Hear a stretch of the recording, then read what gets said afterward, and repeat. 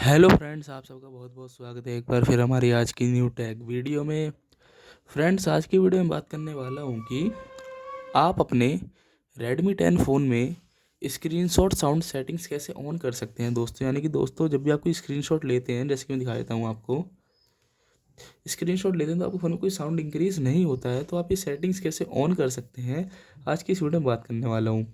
तो चलिए video start कर लेते हैं। सबसे पहले क्या करना है, आपको अपने फ़ोन की सेटिंग में जाना है। सेटिंग में जाने के बाद दोस्तों, यहाँ आपको बहुत सारे ऑप्शन और सेटिंग शो हो रही होंगी, तो थोड़ा नीचे स्क्रॉल डाउन करना है और यहाँ पे एक ऑप्शन आपको देखने को मिलता है जो कि है साउंड इस वाइब्रेशन। साउंड इस वाइब्रेशन पे क्लिक करना है और थोड़ा नीचे स्क्रॉल डाउन करना है और यहाँ पे एक ऑप्शन देखने को मिल जाता है आपको एडिशनल सेटिंग्स का। एडिशनल सेटिंग्स पे जाना है और यहाँ दिख रहा होगा दोस्तों, play sound when taking screenshot.